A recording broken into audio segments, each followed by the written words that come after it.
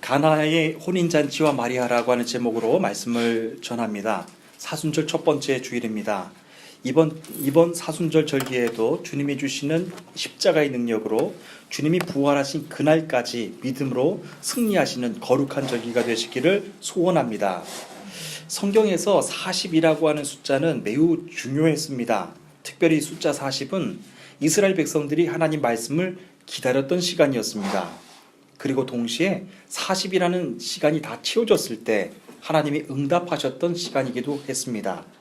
갈라디아서 4장 4절에서 말씀하시기를 때가 참에 하나님이 그 아들을 보내사 여자에게서 나게 하시고 라고 하셨습니다. 하나님은 일하시되 시간이 다 채워졌을 때 당신의 뜻을 이루셨습니다. 시간을 채워서 하나님의 뜻을 이루는 것은 그의 아들 예수님도 마찬가지셨습니다. 예수님은 3년 반 동안의 이 세상에서의 시간을 다 채우셨습니다. 가난한 사람들, 배고픈 사람들, 영에 억눌린 사람들, 율법에 매여 사는 사람들, 자신만 알고 있는 부끄러운 질병을 앓은 채 오랜 동안 고통을 안고 살아왔던 사람들, 수많은 사람들을 만나셔서 예수님은 그들에게 하나님 나라의 기쁨을 전해주셨습니다. 그렇게 3년 반 동안의 공생애를 다 채우셨죠. 그리고 우리 주님은 십자가의 시간까지, 모든 고난의 시간까지도 다 채우시고 이 땅의 구원 사역을 완성하셨습니다. 그리고 마지막에 다 이루었다 라고 하시고 운명하셨습니다. 이처럼 하나님의 뜻을 이루기 위해서 하나님께서 정하신 시간을 가득 채우는 것은 믿음의 사람들에게는 아주 중요합니다. 고난의 시간도 마찬가지입니다. 만약 여러분들의 삶이 우연이 아니라는 것을 믿는다면 삶에서 겪게 되는 모든 곤란한 문제들, 고난의 시간 역시도 절대로 우연이 아니라고 하는 것을 알 수 있습니다. 세상을 창조하신 하나님께서 분명한 계획과 섭리로 그 시간도 허락해 주셨기 때문입니다. 그러므로 어떤 고난이 오더라도, 어떤 문제가 오더라도 그 고난의 시간을 지날 때 그 안에서 하나님의 섭리를 깨닫고 믿음의 시간을 끝까지 채우는 것, 그것은 매우 중요하다고 할 수 있습니다. 저는 이번 십자가의 절기를 시작하면서 여러분 모두에게도 소원합니다. 여러분 십자가의 절기는 그냥 지나치는 절기가 아니라 십자가의 절기를 채워 하나님의 뜻을 이루시는 거룩한 절기가 되시기를 간절히 소원합니다. 여러분들이 어떤 일을 하고 계십니까? 학생이십니까? 사업을 하십니까? 기관의 오너이십니까? 여러분들이 하셔야 될, 그리고 여러분들에게 맡기신 그 일들이 있는데 잘 되건 안 되건 하나님의 섭리는 절대로 우연이라고 하는 것은 없습니다. 그러므로 그 시간을 다 믿음으로 이겨내시고 믿음으로 채워가시는 여러분들 되시기를 간절히 소원합니다. 오늘 본문은 가나의 혼인잔치 이야기입니다. 우리에게 익숙한 말씀입니다.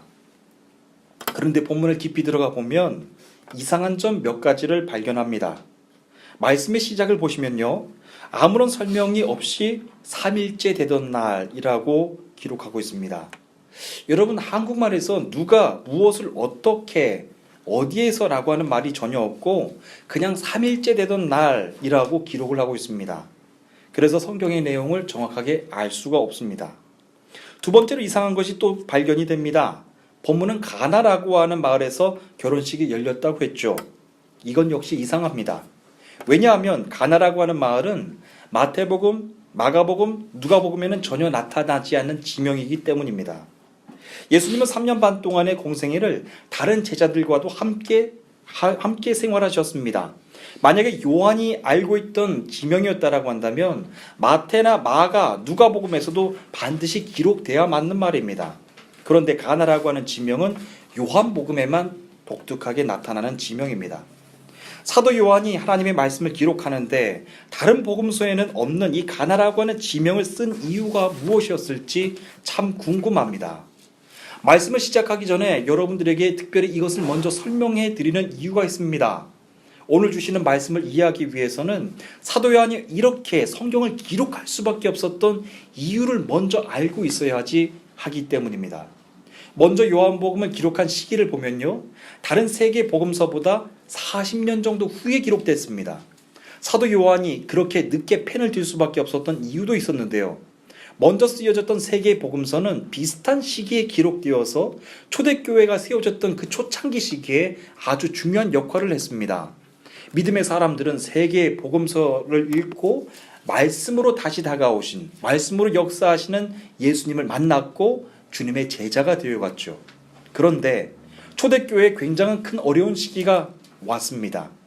예수님의 제자들 중에서 순교를 당하는 사람들이 하나 둘씩 생겨났습니다. 뿐만 아니라 교회에는 성도들을 분열케 만드는 이단들이 또 들어왔습니다. 교회와 성도들은 그 박해에 대한 두려움과 혼란의 시기를 거치면서 실제적으로 많은 사람들이 믿음을 저버리고 떠났습니다. 여러분, 어려운 상황은 더 있었는데요. 로마 제국의 박해가 시작됐습니다. 이것은 로마 정권을 강화하기 위해서 황제를 신으로 숭배하라고 하는 명령이 내려졌기 때문입니다. 황제를 신으로 만들었습니다. 그래서 황제가 아닌 것을 섬기는 일들이 발각이 되면 로마 정권은 닥치는 대로 사람들을 잡아 죽였습니다. 여러분, 우리 가까운 곳에 에베소 박물관이 있죠. 지금은 박물관이라고 하는데 에베소를 가보셨겠지만 원형 경기장 3만석입니다. 굉장히 큰 경기장인데요. 그 경기장이 바로 기독교인들이 사자밥이 됐던 곳입니다. 로마 황제를 섬기지 않고 하나님을 믿었다라고 하는 이유만으로 로마 정권은 기독교인들을 무참하게 사자밥이 되게 만들었습니다. 그것을 마치 오락처럼 즐겼습니다. 기독교 역사 중에서도 그 기간이 얼마나 끔찍하고 두려운 기간이었는지 모릅니다. 시간이 지날수록 예수님을 포기하는 사람들이 많아졌습니다. 이단들은 그 와중에서 믿음의 사람들의 믿음을 더 혼란스럽게 만들었습니다. 사도 요한은 제자들 중에서 가장 유일하게 순교하지 않고 90세 이상을 살면서 죽음을 맞았다라고 전해지는데요. 그가 사망한 정확한 시점은 알 수 없습니다.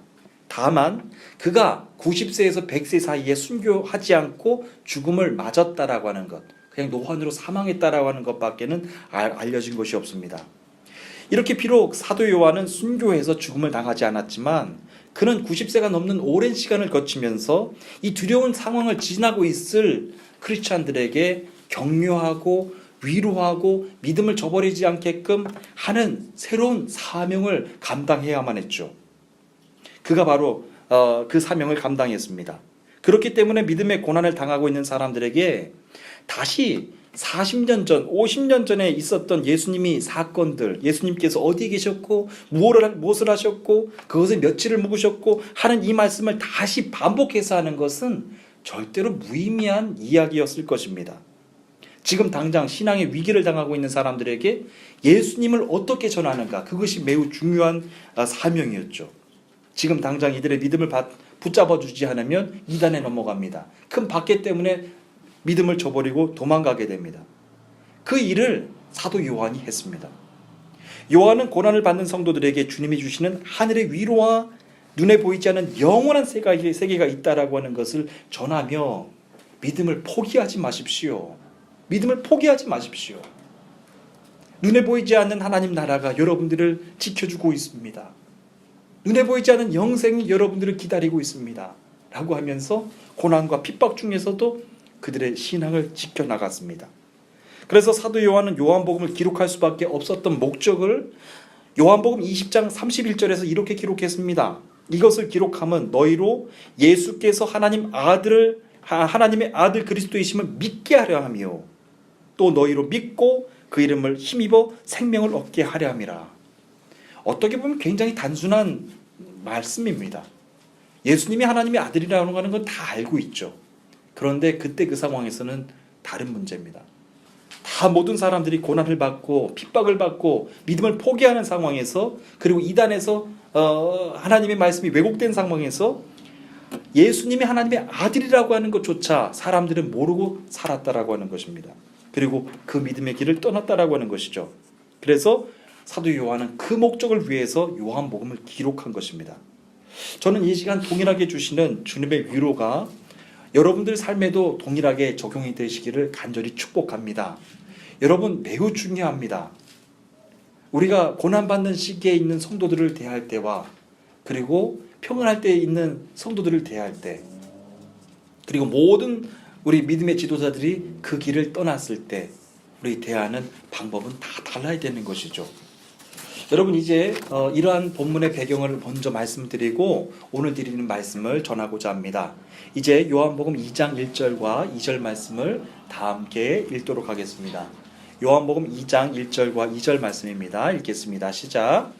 3일째 되던 날에 갈릴리에 있는 제나라에서 결혼식이 열렸습니다. 예수님의 어머니도 결혼식에 참석하였고 예수님과 그분의 제자들도 결혼식에 초대를 받았습니다. 아멘. 오늘 말씀의 시작은 앞에 정황이 전혀 설명되어 있지 않고 3일째 되던 날이라고만 기록되어 있습니다. 여러분, 이 말씀은 두 가지로 해석할 수 있습니다. 첫 번째는 바로 일전에 만났던 나다나엘과 만남 이후 3일째 되던 날이라고 해석할 수 있습니다. 요한복음 21장 2절 말씀을 보시면요, 나다나엘을 가리켜서 가나 사람 나다나엘이라고 기록을 하고 있습니다. 그래서 예수님께서 가나 사람 나다나엘을 만나시고 그 후로 3일 이후에 같은 지역에 있던 가나의 결혼식에 참석했다라고 이해할 수 있습니다. 그리고 또 한 가지 해석은요, 예수님께서 십자가에서 죽으시고 3일째 되던 날이라고 해석할 수 있습니다. 먼저 말씀드린 것과 같이 세 개의 복음서가 이미 있는데 똑같은 내용을 30년이 지난 이후에 50년이 지난 이후에 다시 그 일을 기억하면서 기록한다라고 하는 것은 무의미했을 것입니다. 요한복음의 목적은 예수님은 하나님의 아들이십니다. 요한복음은 예수님은 하나님의 아들이십니다 라고 하는 것을 분명하게 전하기 위해서 기록됐다라고 하는 것이죠. 그렇기 때문에 여기에서 3일째 되던 날의 또 다른 가능성은 십자가의 사건이 지난 후에 3일째 되던 날이라고 해석할 수 있습니다. 주중에 저희 또 터키 손님을 또 모셨어요. 그런데 터키인들하고 이 성경의 이야기를 해보면 모든 것이 다 통합니다. 그런데 한 가지가 통하지 않는 것이 있어요. 예수님이 하나님의 아들이라고 하는 것을 절대 인정을 못합니다.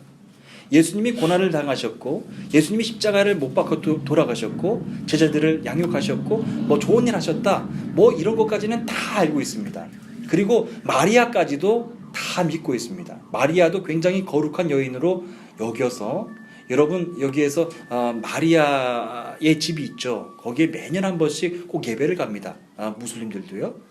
그렇기 때문에 마리아를 믿고 예수님의 십자가를 믿고 다 믿는데 한 가지 도대체 믿어지지 않는 것이 있어요. 예수님이 하나님의 아들이다라고 하는 걸 못 믿는 거예요. 그것은 우리들이 전해야 될 사명이죠. 우리들이 전해야 될 숙제이죠. 그런데 그것은 이성적으로 논리적으로 전할 수 있는 것이 아닙니다. 요한복음의 분명한 목적은요, 예수님은 하나님의 아들이십니다 라고 하는 거예요. 마지막 때에 믿음을 포기하라고 했던, 마지막 때에 핍박과 혼돈의 시간을 거치지 못해서 그냥 믿음을 포기하려고 했던 사람들에게 가장 중요했던 메시지, 예수님은 하나님의 아들이십니다. 여러분, 이 사순절을 이제 시작하는데 여러분들에게 이 메시지가 정말로 중요하게 가슴속에 남아 계시기를 바랍니다. 예수님은 하나님의 아들이십니다. 이 말의 뜻은요, 하나님께서 십자가를 계획하시고 십자가를 위해서 당신의 가장 사랑하신 아들을 이 땅에 보내주셨다라고 하는 의미예요. 누굴 위해서요? 나의 죄악을 위해서. 우리 가족의 죄악을 위해서가 아니죠. 나의 죄악을 위해서 당신의 가장 사랑하는 아들 예수를 보내주신 거예요. 이 십자가의 사순절 기간 동안에 예수는 하나님의 아들이십니다. 하나님의 아들이십니다. 하나님께서 가장 귀하고 복된 아들을 우리를 위해서 보내주셨다라고 하는 것을 우리가 확실하게 영접할 수 있기를 간절히 소원하는 것입니다. 결혼식에 참석했던 마리아는 결혼식에서 포도주가 떨어졌다라고 하는 것을 잔치를 주관하는 사람들보다 먼저 알았습니다. 이것은 마리아가 가나의 혼인잔치에서 신랑과 신부만큼이나 중요한 위치에 있었다라고 하는 것을 알 수 있습니다. 그런데요, 중요한 것 여기 또 한 가지가 있습니다. 마리아는 그 중요한 시간에 결혼식 관계자를 부르지 않고 예수님을 불렀다고 하는 것입니다. 왜였을까요? 이상한 점이 한둘이 아닙니다.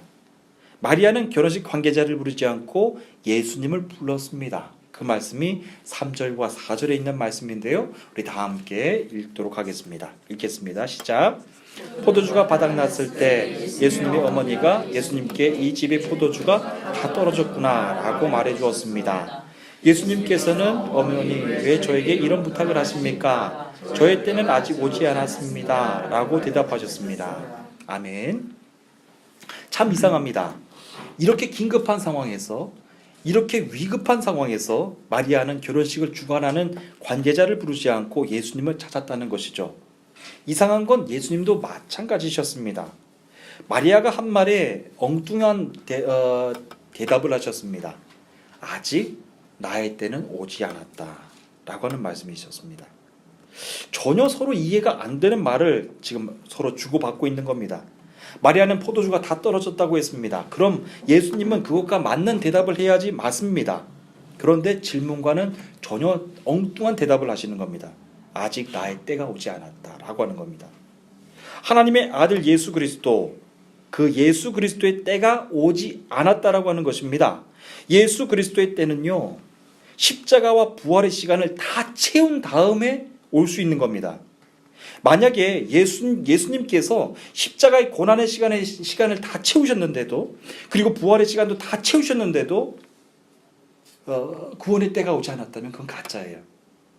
반대로 여러분, 자기가 예수라고 하면서 고난의 시간을 다 채우지 않는 것, 부활의 시간을 다 채우지 않고 나는 메시아라고 하는 것, 그것도 다 가짜예요. 하나님의 시간은 이처럼 다 가득 채워졌을 때 이루어졌다라고 하는 것인데, 예수님의 때는요, 십자가의 고난의 때가 채워져야 돼요. 그리고 십자가의 고난의 때를 넘어서 부활의 시간도 다 채워져야지 올 수 있는 거예요.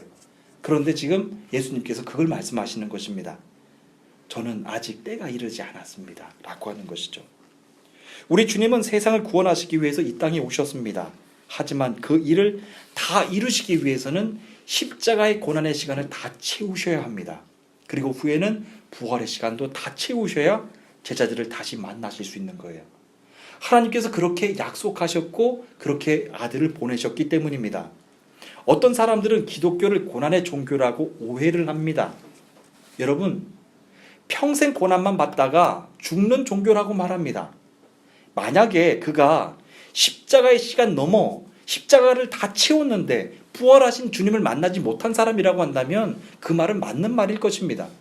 왜냐하면 십자가의 고난만 보다가 그냥 죽는 사람이기 때문에 그렇죠. 그런데 여러분, 십자가의 고난이 다 채워졌을 때 부활의 시간이 왔어요. 십자가의 고난의 시간이 다 채워졌을 때 부활의 주님을 만난 사람은 십자가가 고난의 종교라고 말하지 않아요. 십자가는 부활의 종교입니다 라고 하는 거예요. 살아계신 주님이 나를 맞아주셨습니다. 살아계신 주님이 나를 회복해 주셨습니다. 다시 일으켜 세워주셨습니다. 갈 바 없던 나를 다시 주님이 일으켜 세워주셨습니다 라고 고백하는 사람들입니다. 여러분들은 어떤 분들이십니까? 십자가는 고난의 종교입니까? 아니면 부활의 종교입니까? 만약 내 안에 십자가의 시간이 가득 채워졌는데도 불구하고 부활의 기쁨이 안 왔다면 그건 고난의 종교에 불과한 거예요. 그런데 십자가의 고난을 다 채운 이후에 부활의 주님은 기쁨으로 오셨거든요. 그 부활의 주님을 만난 사람들은 십자가가 더 이상 고난의 종교, 아픔의 종교, 그냥 고난만 받다가 죽는 종교가 아니라고 하는 것을 아는 거예요. 그래서 우리는 이 고난의 시간을 다 채웠을 때 그 이후에 오시는 부활의 주님을 반드시 만나야 된다라고 하는 거예요. 이 예배 가운데 우리 어린 자녀들도 많이 참석을 해요. 그런데 특별히 여기는 무슬림 국가이고 믿음을 지키기가 참 어려운 국가인데 특별히 어린 생명들에게 저는 그렇게 간절히 기도합니다. 우리가 한국에서처럼 마음대로 기도할 수 없고 예배할 수 없지만 우리 아이들에게 분명한 것, 십자가의 시간을 채워야 되는 것을 알게 해주시고요. 여러분, 고난의 시간도 다 채워야 되잖아요. 고난이 싫다고 그냥 도피하는 건 안 돼요. 고난의 시간을 채워야 되는 의미를 알아야 되고, 그 다음에 고난의 시간이 다 채워졌을 때 부활의 주님도 만나야 돼요. 이걸 우리 어린아이들이 다 알기를 원하면서 저는 간절하게 기도하는 거예요. 우리 어린아이들이 부활의 주님을 만나기 전에 십자가의 주님을 정말 분명하게 알게 해주시고, 십자가 너머에 만나주시는 부활의 주님도 반드시 만날 수 있는 분명한 우리 믿음의 자녀들이 될 수 있도록 다 함께 우리 기도하기를 원하는 것입니다. 이것은 현대를 살아가는 믿음의 사람들에게도 동일하게 주시는 말씀입니다. 성도의 삶에는 고난도 찾아오지만 고난 중에도 위로하는 주님이 계세요. 그리고 고난 이후에 부활의 기쁨을 주시는 주님도 계세요. 여러분들은 믿음의 고난을 당할 때 어떻게 여러분들은 생각하십니까? 고난 이후에는요, 반드시 회복하시는 하나님이 있으심을, 그리고 기다리고 계심을 믿으시기를 바랍니다. 지금 여러분들이 고난의 터널, 고난의 시간을 지나시는 분들도 계실 거예요.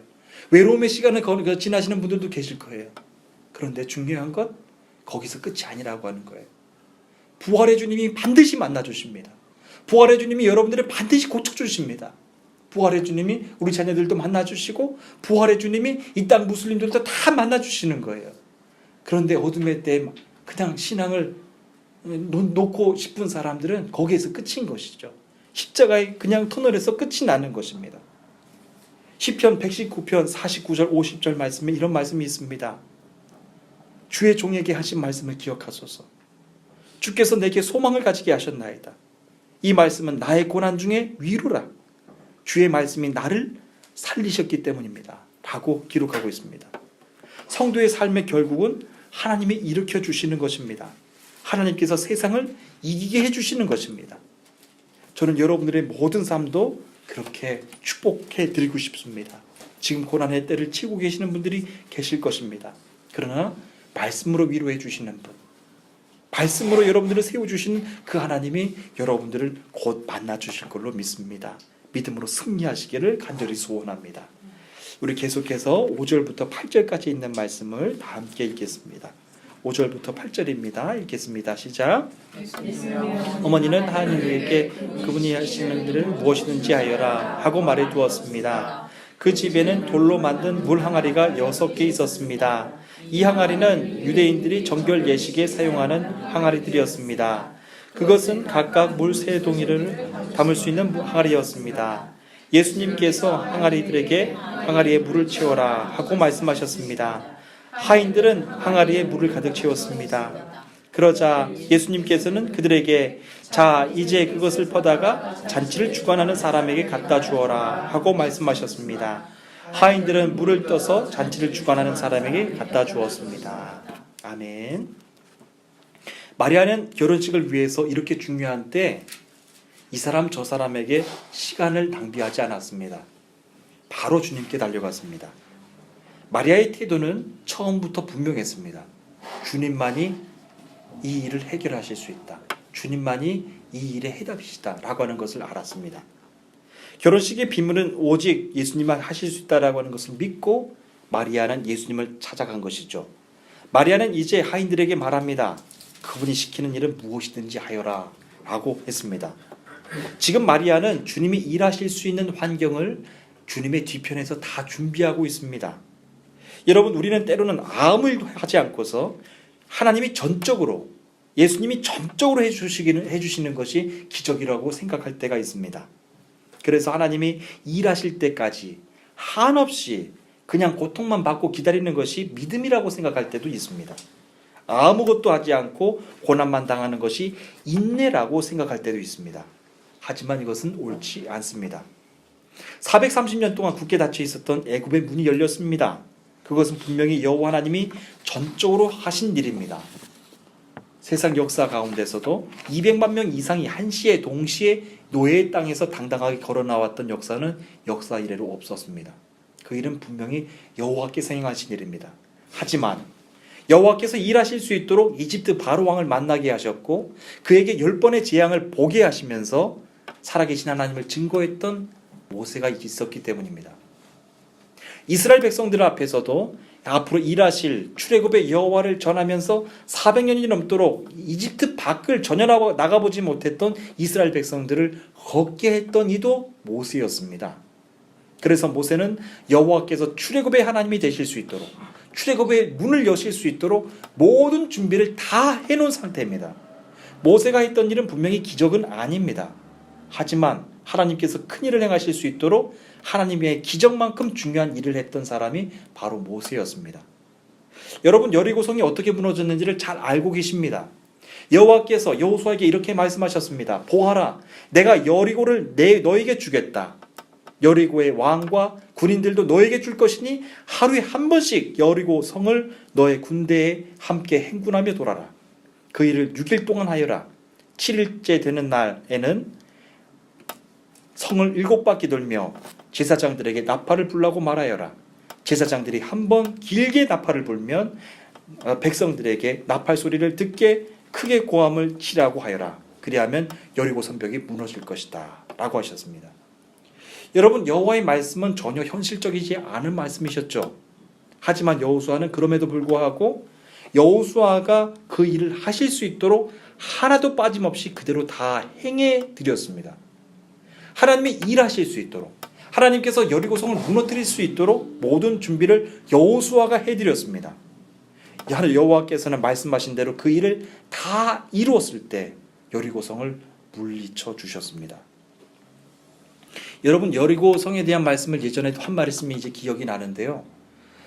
제가 지난번에 이스라엘 성지 수례를 갔을 때 여리고성에 대한 그 정보 자료를 말씀을 해주셨어요. 근데 여리고성이 왜 난공불락의 성이냐면, 여러분, 여리고성은 일반 보통 성이 아닙니다. 진흙 벽돌로 쌓은 벽입니다. 그렇기 때문에 성을 무너뜨리기 위해서 그냥 무너뜨리려고 이렇게 치기만 하면 할수록 더 견고해지는 것이 여리고성입니다. 그렇기 때문에 여리고성은 절대로 무너질 수 없는 성이었어요. 진흙인데 치면 칠수록 더 단단해지는 성이에요. 그런데 그것을 어떻게 열 수가 있습니까? 하루에 한 바퀴씩만 도는데 어떻게 열 수가 있겠단 말입니까? 아무도 그것이 안 된다라고 말했을 거예요. 그런데 여호수아는 그 일을 순종해서 여호와 하나님께서 일하실 수 있도록 그 일을 해드렸습니다. 여러분, 이제 다시 본문으로 돌아와서 말씀을 전하고 싶습니다. 마리아는 예수님이 기적을 행하실 수 있도록 예수님의 뒤편에서 모든 준비를 다 마쳤습니다. 아니, 예수님이 하나님의 아들이심이 드러날 수 있도록 뒤편에서 함께 일해드렸습니다. 하인들은 마리아가 말한 것처럼 예수님이 시킨 대로 물 항아리에 다 가득 채워서 잔치를 주관하는 사람에게 갖다 주었습니다. 예수님이 일하실 수 있도록 마리아가 그 일을 다 준비해 드린 것이죠. 하나님은 현대를 살아가고 있는 우리 삶에도 성경에서 보이셨던 이 위대한 일들이 계속해서 나타나기를 원하고 계시는 줄 믿습니다. 어떤 일을 행하시든지 간에 여러분, 내 이성으로 안 됩니다, 내 계획으로 안 됩니다가 아니라 하나님이 일하실 수 있도록 제가 준비해 드리겠습니다. 하나님의 때가 채워졌을 때 분명히 하나님께서 일하실 수 있을 것입니다 라고 하는 그 믿음을 가진 사람들을 하나님께서도 오늘 기다리신다라고 하는 것입니다. 여러분, 이제 사순절 절기가 시작됐습니다. 사순절의 사명을 감당하고 사순절의 말씀을 순종하고 사순절의 그 뜻을 채워나갈 수 있는 믿음의 사람들이 필요합니다. 하나님께서 이 말씀을 이루실 것을 믿고, 하나님께서 이 말씀을 이 땅 위에 있는 민족들에게 이루실 것을 믿고 순종할 수 있는 사람들이 필요하다고 하는 거예요. 여러분들의 가정에도 필요합니다. 여러분 기업에도 필요합니다. 내 믿음에도 필요합니다. 내가 못할 때는 나를 위해서 대신할 수 있는 누군가가 필요합니다. 내가 못할 때는 나를 대신해서 일할 수 있는 마리아가 필요합니다. 저는 이 사순절이 시작되는 오늘 이 아침에 저는 여러분 모두가 마리아의 그 일을 해주셨으면 좋겠어요. 네, 주님이 하시면 하실 겁니다. 주님의 때가 되셨으면 내가 이루실 것을 믿고 내가 준비하겠습니다 하고 여러분들이 주님의 뒤편에서 다 일을 도와드리는 거예요. 그러면 언젠가는 주님이 분명히 일하실 때 잘했다, 충성된 종아, 네가 그 일을 준비하였구나, 잘했다, 착한 종아 라고 하면서 여러분들을 축복해 주시는 것입니다. 사순절 절기를 계속해서 이제 보내게 될 터인데 이 거룩한 시간을 채워나가시는, 그리고 거룩한 시간들이 다 채워졌을 때 하나님이 일하실 수 있도록 준비해드리는 여러분들이 되시기를 간절히 소원합니다. 이제 마지막으로 9절부터 11절까지 있는 말씀을 읽고 말씀을 마치도록 하겠습니다. 9절부터 11절까지 있는 말씀입니다. 읽겠습니다. 시작. 쏟아준 물을 잔치를 주관하는 사람이 맛보았을 때 그 물은 포도주가 되어 있었습니다. 그는 포도주가 어디서 난 것인지 알지 못하였지만 물을 가져온 하인들은 알고 있었습니다. 잔치를 주관하는 사람은 신랑을 불렀습니다. 그에게 그 사람들은 항상 처음 포도주를 내놓고 주님들이 취한 다음에 가장 포도주를 내는 법인데 당신은 지금까지 가장 좋은 포도주를 보관하고 계셨군요 하고 말했습니다. 예수님께서는 이 첫 번째 표적을 갈릴리 가나에서 행하셨으며 거기서 그의 영광을 보여주셨습니다. 그러자 그의 제자들이 그를 믿게 되었습니다. 아멘. 네, 처음 주님이 하라고 하셨을 때는 이것이 포도주가 될 줄은 아무도 몰랐을 것입니다. 그리고 준비하는 것이 무엇이 의미가 있을까? 다들 주님이 하신 말씀을 그냥 혀를 둘렀을 것입니다. 그러나 마리아는 준비해 드렸습니다. 준비해 드렸을 때 예수님께서 그 일을 행하셨습니다. 그러나 중요한 것 한 가지가 있습니다. 그 일을 하인들은 지켜봤지만 장차 이 일이 예수님께서 이 땅을 위해서 십자가에 흘리실 그 보혈의 피라고 하는 것은 하인들은 몰랐다라고 하는 겁니다. 여러분, 똑같은 하나님의 일이라고 할지라도 열심히 물을 항아리에 물을 푸는 사람들이 있습니다. 그러나 그 일이 장차 주님의 십자가를 나타내실 일이라고 하는 것을 알고 붓는 사람과 그냥 붓는 사람은 의미가 다릅니다. 앞으로 주님이 이제 십자가를 위해서 흘리실 보혈이라고 하는 것을 깨닫는 사람들은 그 일이 기쁨이 될 것입니다. 그리고 주님이 일하실 수 있도록 주님의 때가 채워질 때까지 그 일을 성실하게 하는 사람들일 것입니다. 저는 이제 사순절을 시작하는데 우리 모두에게 이런 주님의 때를 기다리며 주님의 때를 채워가는 그 영적인 기쁨이 저와 여러분 모두에게 넘치게 되기를 간절히 소원합니다. 여러분 모두에게 학교에서도 가정에서도 기업에서도요. 주님이 이제 일하실 것이다. 주님이 이제 주님의 때를 나타내실 것이다. 아직 주님의 때가 오지 않았지만 나는 그 때를 위해서 준비할 거야. 그리고 다 그 길을 준비해 드리는 거예요. 오늘 이 시간 이제 첫 번째 주일인데요. 사순절 한 달 동안의 그 기간들이 십자가의 때를 준비하며 채워나가시는 거룩한 절기가 되시기를 간절히 소원합니다. 우리 다 함께 기도하시겠습니다.